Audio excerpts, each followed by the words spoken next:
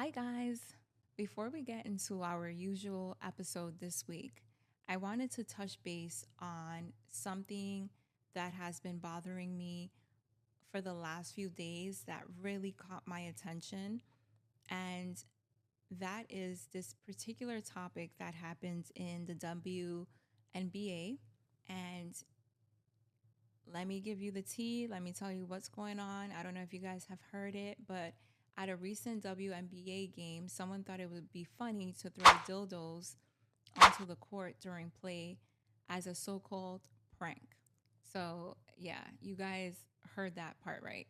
So, they were throwing dildos on the court on a professional arena with professional players while they were working. Now, listen, this wasn't a joke. This wasn't harmless. This was loud and clear act of disrespect. And what I want to name today clearly and unapologetically is that this is what sexism still looks like in 2025. It's loud, it's childish, and it's designed to make women feel small. So let's take a moment and let's break it down. What actually happens and who's behind it? This wasn't random. This was a coordinated stunt by a crypto meme coin group promoting a token called Green Dildo Coin. And yes, that is the name, Green Dildo Coin. They admitted it themselves. A man going by at Daldo underscore rain online said the whole thing was a planned publicity move to go viral ahead of their coin's launch. Okay, so if we're hearing this correctly, basically, they use women's bodies, labor, and visibility to sell their joke coin.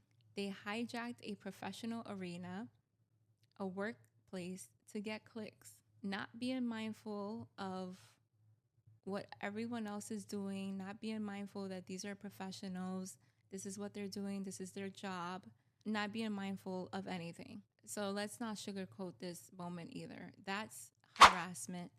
That exactly is bullying. And this is bigger than one incident, it's a pattern. This only happened because it was the let's be honest, this only happened because it was the WNBA. This wouldn't happen if it was LeBron James playing or Stephen Curry playing and they would what then call it marketing. They're doing that at an NBA game. Yeah, no, that wouldn't happen. But when it's a league filled of women, suddenly the space becomes a target. And this isn't about being sensitive, it's about naming what's been true for too long. Women in sports, especially women who don't fit into society's narrow idea of feminine, are treated like they're not real professionals, like their presence is optional, like their dignity is disposable. This wasn't a prank, it was a power play designed to embarrass, to distract, to degrade. Wow. And why it matters? It matters because this is exactly how sexism evolves.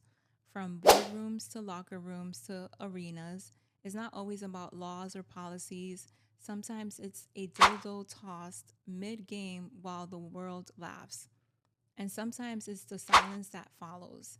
This is why women still have to defend their rights to be taken seriously, even at the top of their field. And when those women are black and or LGBTQ community women, the disrespect gets even louder.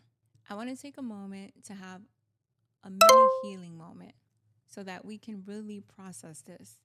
And if you've ever been laughed at for just existing, if your body, your presence, or your identity has been used as a punchline, this is your reminder. You are not a joke. You are not too much. You are not too loud. You're not asking for it by showing up in your full power. I want you guys to take a breath with me and let this be your truth today. I do not owe anyone my silence to make them comfortable. My dignity is non negotiable. Okay? I do not owe anyone my silence to make them comfortable. My dignity is non negotiable. And here's what we're not doing, we're not letting this slide. We're not calling it marketing. We're not minimizing harm. We're calling it what it is: sexist, disrespectful, and unacceptable. So, what do? We call it out. We support the WNBA and its players. And we keep building a culture where women feel protected, not targeted for their visibility. Because real healing doesn't come from pretending everything's okay, it comes from telling the truth, even when the truth is ugly, and choosing better together. And this space here is to remind you you are not too much. You were never the problem. Again, you are not too much and you were never the problem. If this stirred something in you, if you want to talk about it, if you want to share comments, again, you guys can reach out to me.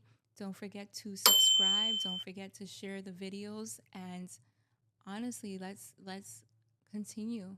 Until next time, stay grounded, stay honest, stay loved. Bye, guys.